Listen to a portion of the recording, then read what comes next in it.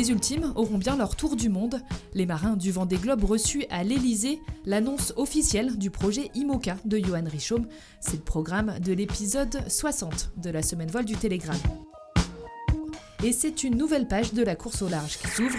Fin 2023, Brest s'offre une course autour du monde sur des ultimes. Sans aucun doute, l'exercice le plus extrême en solitaire.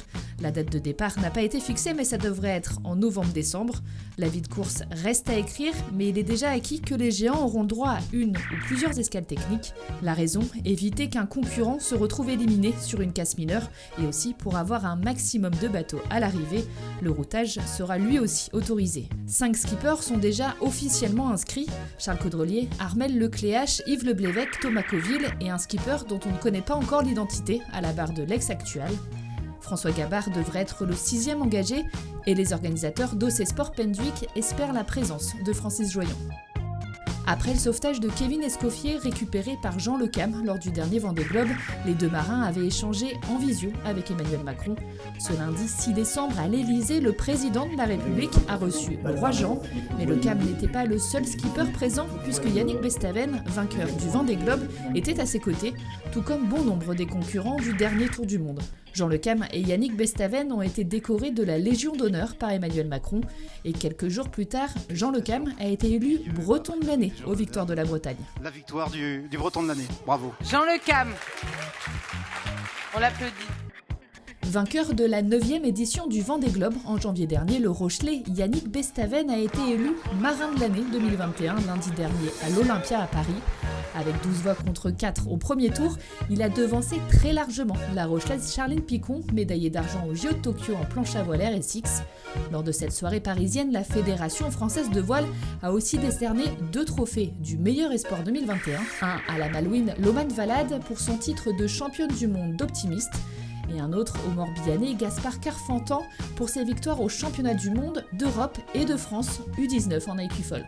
C'était un secret de Polichinelle, mais début décembre, Paprec et Arkea ont confirmé que Johan Richomme était bien le skipper du nouveau projet.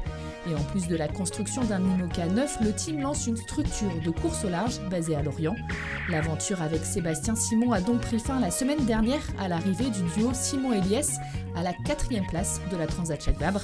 Le skipper sablé espère pouvoir racheter son bateau et se relancer. Pour Johan Richomme, l'aventure ne fait que commencer. Son futur 60 pieds, confié aux soins d'un collectif d'architectes composé d'Antoine Coche et du groupe Finoconc, sera mis à l'eau en janvier 2023.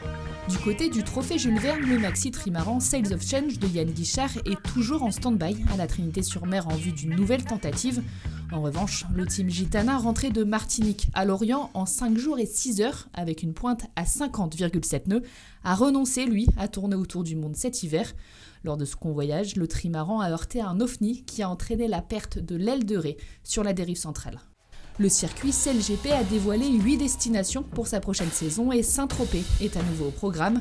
10 équipes, l'Australie, le Danemark, la France, la Grande-Bretagne, le Japon, la Nouvelle-Zélande, l'Espagne et les États-Unis, dont 2 nouvelles, le Canada et la Suisse, seront au départ de cette saison 3, qui débutera en mai 2022 aux Bermudes. Au total, il y aura 10 actes, 7 Grands Prix en 2022 et 3 autres d'ici à avril 2023. Le circuit annonce sa présence à Chicago, Copenhague ou encore Dubaï. Un partenariat de 4 ans a été signé avec la Nouvelle-Zélande. They've stuffed it. This could be over. Capsize coming.